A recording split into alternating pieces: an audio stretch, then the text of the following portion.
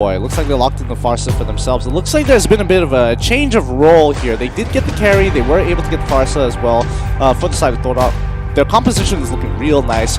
ONIC, on the other hand, I think it's going to be a lot harder for them to deal with TODAK, especially with the tools and options they have to kind of keep them away from the enemy team. So having Farsa to kind of be like, oh, if we're going into a stalemate, I don't mind doing it because Farsa is always going to have that extra range to break it. Yeah, and I'm looking at TODAK here. This time they do look much better this time around.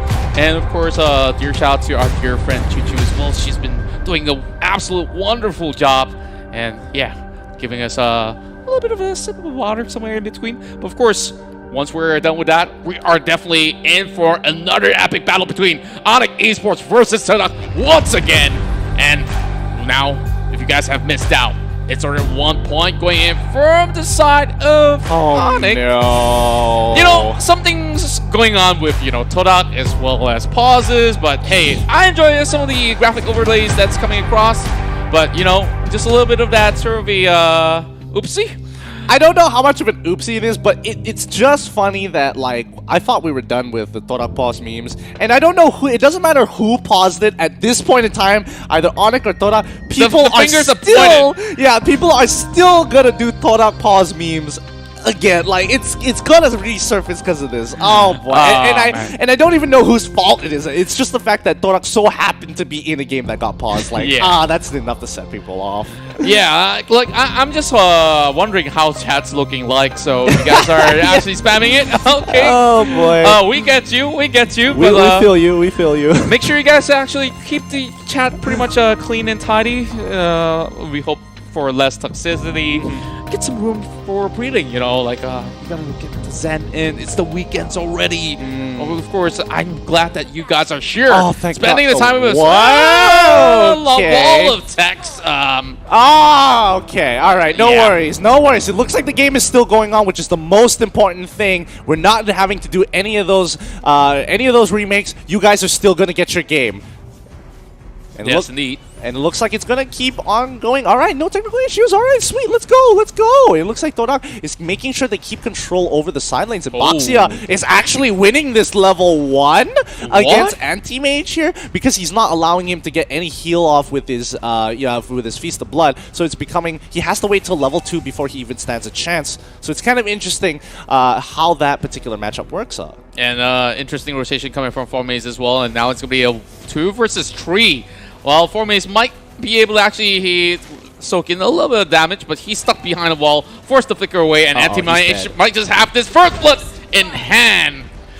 Oh boy. Yep, slow reaction coming in for Formaze. He thought he was going to be A-okay. He totally forgot about Anti-Mage rotating towards that side of the map. And now they're actually doing a bit of a lane swap here. They're getting the Export to go to the top lane and Thamos to go down to the bottom side. And you can already see the Esmeralda has kind of sniffed this out. It's like, what's going on here? Checks the entire river, doesn't see where Xborg went. And now he sees off the minions that the Thamos has kind of shown up. He'll take that river crab for himself and hopefully secures it.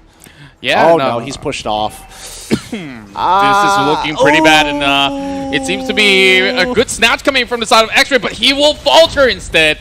So I'm not too sure, was the crap really all too worth it? Yeah, not exactly worth it here, but great utilization of the Granger ultimate there. That Death Sonata has some serious range. Like, the moment he got stunned, he was already hit by the slow from the Death Sonata. There was no means of escape for him there. And now they're going to do it one more time. They're going to try and harass this bottom side as much as they can. Yeah, and of course, real great cover-up coming from Moon for the side of X-Ray as well. So they are just trying to actually receive and defend their turrets to the best they can. Seems like Sasa will be watching this one grabbed away, but oh my, Rassi's coming from the back as well. But seems like it's going to be a little bit overcrowded here. Looking at the situation, it's going to be TODAK here just re-rotating towards the mid side. Yeah, they're just making sure that they're keeping their carry safe. They can't afford her to go too far, especially when, middle is missing 3 members, Granger, and the kill squad of Atlas as well as Selena. Very powerful combination. 1 CC and it could be over for you. Even getting caught by the Death Sonata might spell your death. Yeah, I think that the damage output will be way too much to take in if that's the case. And it's going to be pretty much a long, hard-fought battle right over the bottom side as we see X-Ray trying to actually stop that sort of a proxy going on, but oh my, here comes the pop of the health! And instantly deletes off Moon. There's not even a single chance for him, while E1 being dropped down low, which means that ONIC has pure security over on towards the first turtle of the game once again. Oh, it looks like Shiku was able to get an initial kill onto Anti-Mage as well, so I guess that is some kind of retribution at the end of the day. But once ONIC gets this ball rolling, it's very hard to stop them from snowballing. We've seen them time and time again do this, and now Sasa on the chopping block as Formaze breaks his Firaga armor. That's very important because now they can set up a dive before he gets that Firaga armor back. Yeah, and while they're at it, this is going to be really rough, and yeah, no chance at all. But Ross is going to be coming in, trying to actually connect the Fatal Links, brings E1 back, and this kill trying to be distributed towards the side of CEW, and that took long enough for that killing spree. Yeah, they trade 1 for 1, but that's not too bad. Sasa goes, oh, wait a minute, another catch downing on the bottom side, but Anti-Mage is playing this really, really well. His ultimate is keeping him alive, and TODAK, they just move away, wait for the cooldown, wait for him to use one of his ability, waste his cooldowns, and come back in for the final blow. And Mezzi trying to clear that way with the Tortoise Poissons, but that's nothing much when it's coming up against ONIC CW, where he's got literally every buff in the game stacked on him. I'm not too sure if that was a wise move for the side of Formaze. After all, you know, he doesn't seem to be all too familiar with that sort of rotation that ONIC has been pulling up lately.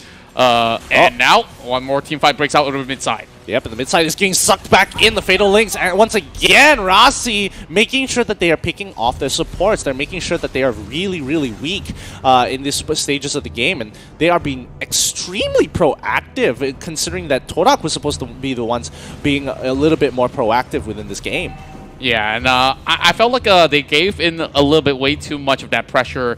As we are looking at only 5 minutes, there's already 6 kills in the back, and yet another turret falls towards the bottom side. Drian tries to secure that camp for himself, but look at Formaze. We'll just respect a little bit of that sort of territory control, while there's another turtle up for grabs if they want to actually go for it. But, you know, there's still the pressure from the top lane, so Anti-Mage is definitely going to go in for that push. So if they do commit to this, it might not end well for the side of TODAK. Yep, they're going for the invade as well, and the rest of the TODAK members are getting chunked down one by one. Moon is using his feathered airstrike, but again, they've chunked them but not killed them just yet. Rossi's still alive. He refuses to go down as CW, just kiting them in the back. He has done so many rondos already to get on out of there. Sasa, he should be able to break it out, but the Firaga armor still holds strong as Formaze trying to secure the kill, jumps over the wall, sees 3 members, and realizes this isn't worth it. That Firaga armor hasn't broken. Anti-Mage jumps right on top of Moon. Moon is unable to get on out of there. What an abyssal arrow coming in from Drian. Pinpoint accuracy. That was such a perfect shot from the corner of the bush, and he was just baffled, stunned, unable to even move an inch.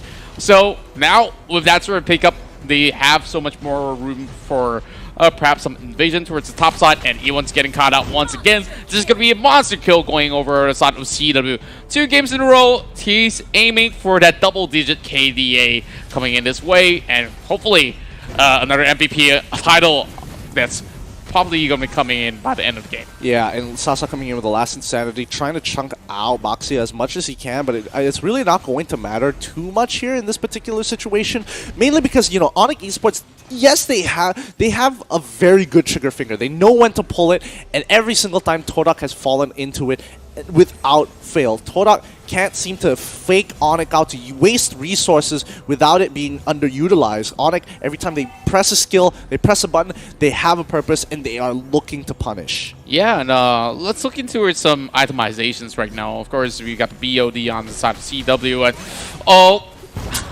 once again, that's the trigger finger.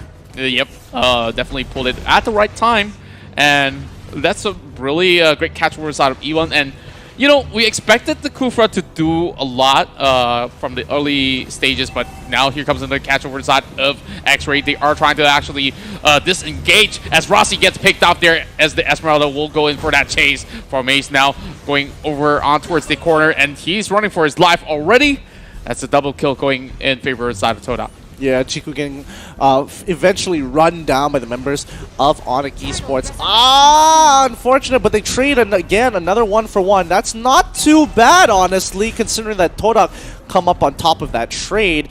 So honestly, it's a bit of a win for TODAK here, but ONIC Esports is going to hit their second item power spike, and that's going to be pretty devastating considering at what stage 8 minutes into the game. Lord is coming up real soon after this turtle.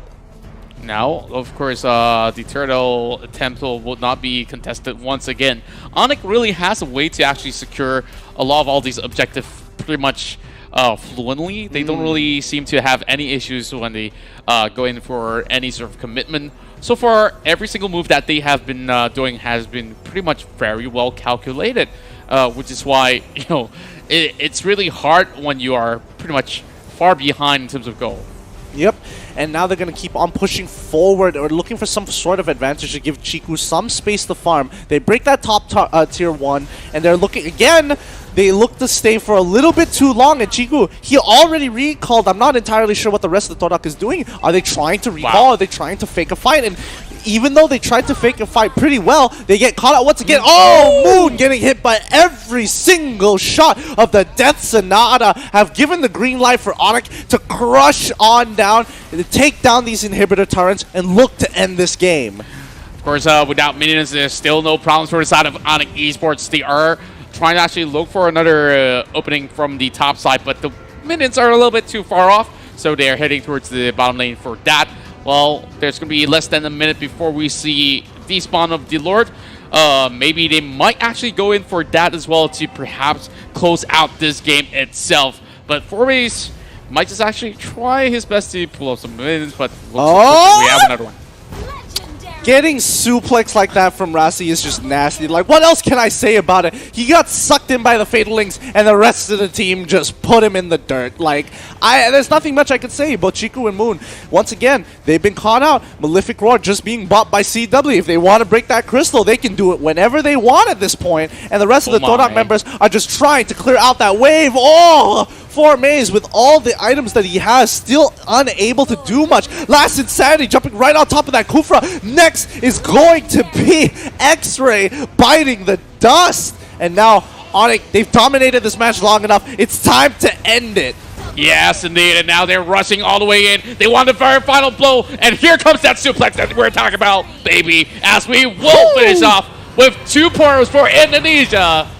ONIC Esports secures the game. Oh, what a game! That trigger finger from ONIC is so